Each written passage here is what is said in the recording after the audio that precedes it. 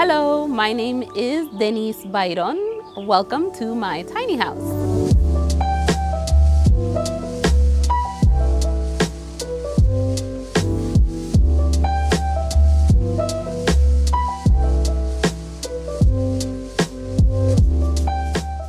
My little house is also my design studio where I make knitting and sewing patterns. I also work with crochet and macrame. We are currently in sunny Oakland, California. My tiny house is actually an ADU, an additional dwelling unit behind a larger main house, which for me was a draw because it provides privacy. I also have a very quiet space and I don't get traffic noise, street noise, even though we're in the middle of a bustling city. It's very peaceful back here.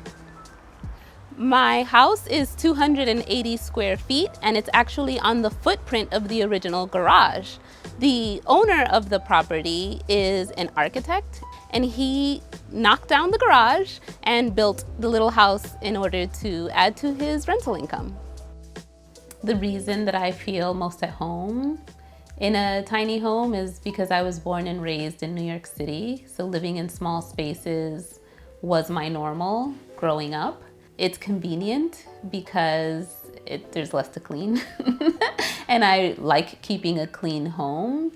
In terms of being a busy designer and a busy maker, if I lived in a larger space that required a lot of maintenance, that would be incongruent with my lifestyle. Also, I like living tiny because it's cozy. There's something really sweet about living in a space where everything is accessible.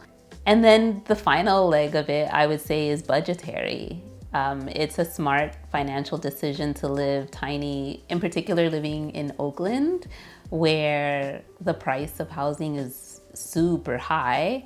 I'm blessed to live in a lovely neighborhood that's really safe. And as a woman living alone, of course, I want to be in the best neighborhood that I possibly can afford. And somehow, magically, I manifested this house. But when I did find it, I knew it was the right fit for me because it was also within my financial means. And as my business grows and I'm able to afford more for the cost of living, I'm still not inclined to spend my money that way, because I can save more and still live a happy, beautiful life in this little house. Welcome to my outdoor space. This beautiful space was a big draw for me when I first came to see the property. It initially had very few plants and one little table right here where we're standing in the middle. But in my mind, I could see it fully furnished and turned into an outdoor living space, which now doubles my living space, and it truly is an indoor-outdoor living lifestyle.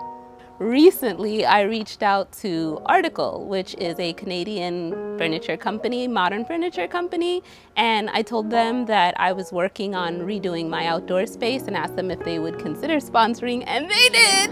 And I got the mother load of beautiful furnitures. I got a sofa, a lovely coffee table, my lovely lounge chairs, and a little stool to place your drinks on. In the afternoon, when I take my lunchtime break, let me show you my killer move. I get to lay on the couch with my feet up in the shade and I feel like a little lady.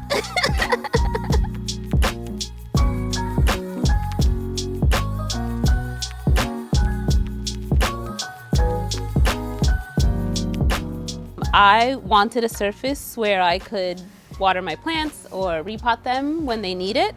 And my neighbor 2 doors down was throwing away this table. As I was pulling up in front of his house, he was rolling the table out and my light bulb turned on and I was like, what is that?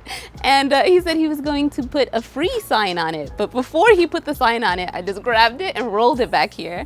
And now I've got a curbside find and a Craigslist find put together to have a beautiful granite and cast iron potting bench, and I love it. I think it's really pretty. From that side, it looks like a sofa table with pretty plants on top, but back here, it's actually a potting bench, and I've got all my little tools and my watering can, and it all works out, and I love it.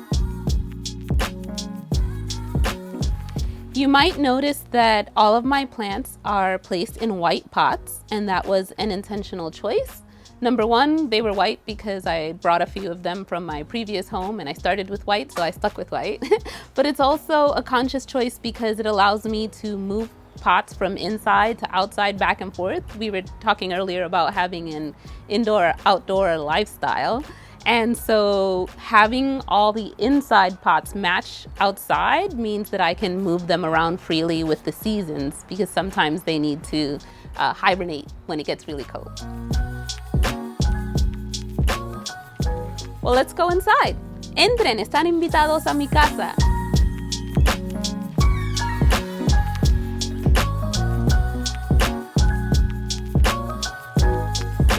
When we first come inside, you'll see that I have divided my space into zones. Immediately to my left is my sleeping zone. I created a little nook by using an IKEA shelf on its side. I think it's the Kallax, 4x2. And I use this for multiple purposes. First, it creates a pony wall, which deters guests from sitting on my bed. In every Latino home, you will see that the rule is no outside clothes on the bed. So my friends know not to do that, but it creates a physical barrier, which kind of sends the message. That's my private area. But secondly, it also is the home for all of my knitwear samples. So these are all of the sweaters and scarves and shawls and hats and whatnot that I've designed and have made for myself, but I'll show those to you a little later. On top of the shelving unit, I placed a lot of plants, and obviously they're beautiful, but it creates even further privacy in the bed area, but it allows the light to go through. And it's just really nice to wake up surrounded by the plants. So I really enjoy that. So I made sure when I moved into this house that I'd be able to separate my zones. And this house allows me to have a sofa for guests to sit on and at least a double bed. Another small space trick that I use is placing my hats up on the wall. So it's a practical storage for my custom made hats. They were all made specifically for the size of my head. I have a kind of giant head and really thick hair. So I had them made for me here in Berkeley, California. But I'm only 5'2". And when my friends come over, they ask how I reach my hats as I'm going out the door. And I'm going to show you a little trick. This is funny. So I have my little key tray here with my sunglasses and my keys, but I also keep a pencil in the tray. And I use the pencil and I do a little hop. Ta-da! And then I've got my hat. And so it fits perfectly. It's so goofy. That's awesome.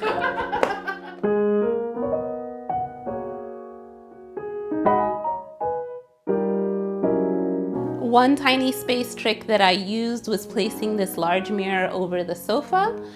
One, because it's beautiful, it looks pretty in the space, but it also reflects light in the space. It also reflects all of the indoor plants, which makes it feel more lush in here. And it also reflects the light that's coming through the French doors and all of the surrounding windows, including the outdoor plants. So you really do get that indoor-outdoor living feel. Probably my most favorite feature about this house, when I walked in, I knew this was going to be my house. At least I was going to negotiate to get it. Was these internal windows. And you'll remember that I said that this house was built by an architect.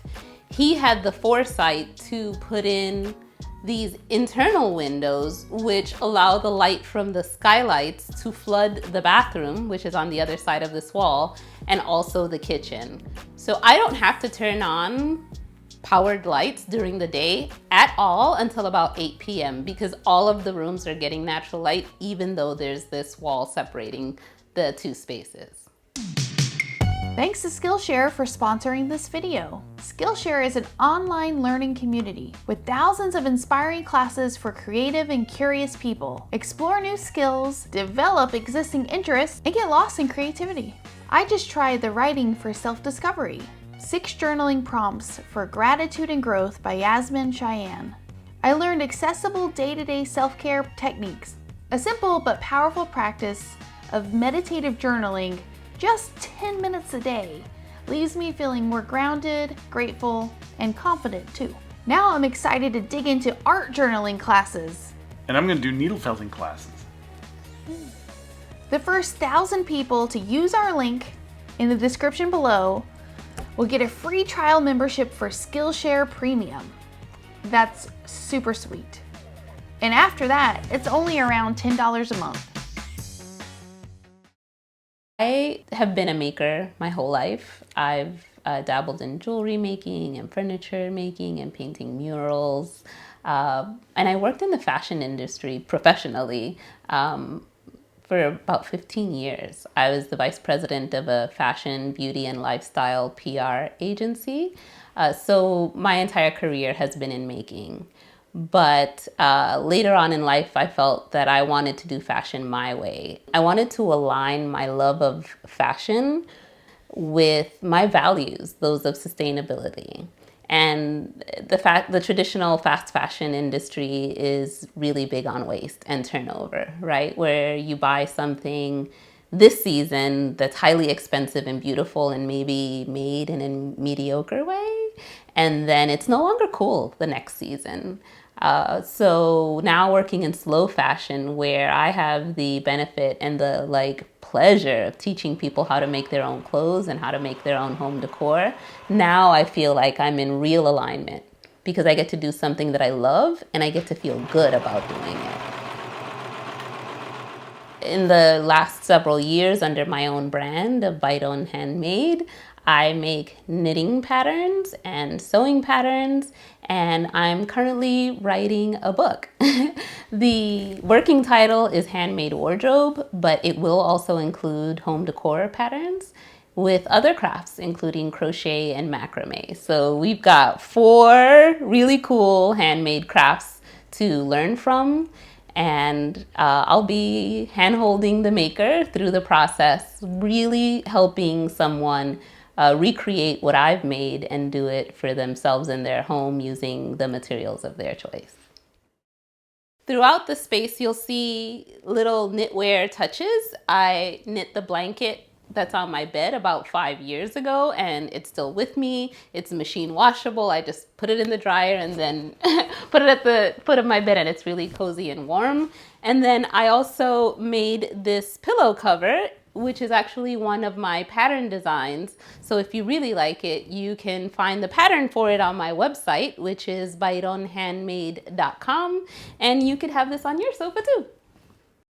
I'd love to show you one of my knitting patterns. I called this one the Everyday Lined Hat. This one is knit also with a merino wool. The yarn is by Ritual Dyes. What's special about this hat is that unlike most hat knitting patterns, you start at the top and you knit down. And my intention for designing it this way is to use a small pattern that teaches you all of the core skills for knitting a sweater. So you start at the top as if it were the neckline, and you make increases as if they were raglan increases for separating the chest from the sleeve. And so that's the 4 segments. And then you end with ribbing the way you would at the waist of a sweater. But there's something else that's special about this pattern, unlike other hats, is that it's both a knitting and sewing pattern. And so, being the everyday lined hat, I put a lining on the inside of the hat. And so I have video tutorials in all of my patterns, but for this one specifically, I teach you from beginning to end how to knit the hat. If you've never sewn anything in your life on the machine, I walk you through the steps of making the lining. So you get 3 skills, hand knitting, machine sewing, and also hand sewing. The beauty of making a hat from the top down is that you can keep going until you reach the size of your head. We talked earlier about me having a really big head. So I make the size large in order to fit all of my hair. But you could make this even child size by customizing it, pre-measuring the recipient's head and then knitting it to their size. And I show you how to do that in the pattern. And then back here we have my closet and the bathroom. I like you guys, but I don't like you enough to show you my closet. It's my only closet. So while it is practical and very organized, it's not beautiful. I use the space as my design studio as well, and that means that I have to store fabric. So I'll give you a little sneak peek. I have bolts of fabric. Oh, there's a bike helmet. Oh my God. Okay, stuff's coming out now. But I have another bolt of fabric back here. You'll just have to take my word for it, okay? And then I also have a dresser in here, which you don't need to see. But that's where I keep all of my t-shirts and jeans folded. And then this portion of the closet is hanging about 70% of my wardrobe I've made myself. If we take 2 steps this way, boom, we're gonna land in the bathroom. It's literally 2 steps away. Follow me. Even though this space is teeny tiny, it really does hold everything that I need. I have these built-in shelves where I have my extra toiletries and prescription medicines in my upper basket, then all of my towels, extra TP and fragrances and all my little pretty things out. These are my everyday reach for and grab things that I use. I put up a little shelf for plants because plants make a bathroom feel good. And then we talked earlier about the internal windows that allow light to flood the bathroom. You could see that window really does make this a bright space, even if the light were not on. Several people have asked me how I keep plants. I have 4 plants in here, how I keep plants in this space. And what I did was I put a grow bulb in the light fixture above the sink. And that supplements the natural light that is in this space. When you leave the bathroom, on the other side of the wall where the shelves were, there's another set of shelves here in the kitchen. And that makes space for all of my pantry items, as well as electronics like my coffee grinder and blender. And at the bottom, I've got all of my dishes and essential oils and all of my groceries in canning jars. Now, I will confess that this is my least favorite room in the house, only because it's the only room that I haven't decorated yet. The shelves were up when I first moved in, and so I just put my stuff on the shelves. I told myself that if I were still living here at the 2-year mark, I would renovate this kitchen, and we're coming up on the 2-year mark, so I'm gonna have to live up to that promise I made to myself. But for now, it's practical. It works, it does the job. It's really small, but it has some features that I really like. For example, there is a gas range, a 2-burner gas range, and so I'm able to cook with real fire and not a stovetop pot warmer. I wanted to separate the freezer from the fridge portion, and so I've got this little whirlpool.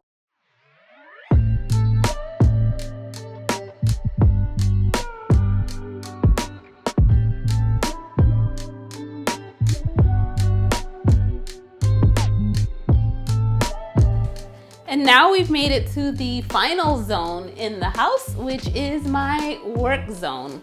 This complete area is my work zone. You will see my desk is from West Elm, and as is the sofa, but I didn't pay full price for either one of them because they were both Craigslist finds. I have an old beater Honda CR-V that is spacious on purpose so that I can haul Craigslist finds, right? Then I also have a rolling desk chair, which was a floor sample at CB2. Also did not pay full price, refused to pay full price for anything. And I get this beautiful view outside my window so that I feel inspired as I'm working. Above my desk, you will see this really expansive shelf. You will remember I am a little human. I am 5'2", so that means that I got up on a 6-foot ladder with a shelf on my head and a drill in hand and put up these 4 shelves. But before I could put them up, I had to cut them to size with a handsaw, which is a whole job and kind of funny to watch, but I got it done. I put up the shelf immediately when I moved in. I knew that I wanted to make use of the vertical space and that I wanted to have a plant collection up there. But more importantly, the baskets hold my yarn stash. So because this is a workspace, a studio space, that's where I store the bulk of my yarn. I intentionally don't buy too much of it. I acquire it as I'm using it.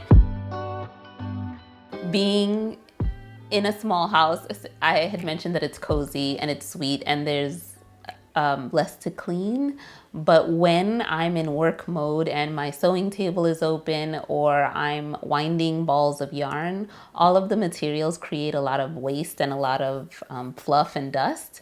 And so at the end of the day, I've had to build in a routine where I start and end every day with cleaning my house, whether or not I'm in work mode or just living mode, but especially when I'm cutting fabric or ripping fabric and winding yarn, it creates a hot mess, especially if I'm drafting. I have paper cut and spread on the table and spread on the desk and spread on the bed and the sofa, and it's just spread everywhere. So the challenge is that if I lived in a larger home, I'd be able to close the door to my workspace, and then I'd have a separation between life, real life, and work life. And here there is no separation. So I have to be mindful about creating boundaries with time. Like now I'm relaxing, now I'm, it's not work time. And then I have to create boundaries with cutting off work time and cleaning up, or else I'd just be living in a cluttered, messy space. Nobody wants that. I'd love to be able to afford, price being a factor, to be able to afford a separate workspace, but I'm certainly grateful that even within 280 square feet, I've been able to build a business. I've lived in this home almost 2 years, and my business continues to grow, so it certainly hasn't been a hindrance in any way. Just last week, I was on a film shoot where I was teaching a sewing class on Skillshare. And this is an outfit, a skirt and a blouse that I made for myself to wear in the shoot. But I also teach the skills that you need to make a basic garment. One might think that fashion is superficial and that it's all about presenting an image. But for me, making clothing is empowering. As a woman, I've had the experience of trying on ready-to-wear clothing that doesn't fit my body, and the internal message is there's something wrong with my body, instead of this garment was made to fit multiple bodies. For me, making your own clothing so that it's custom fitted to your body is a way of building your self-confidence, feeling good in your body, and having control over how other people see you in the world.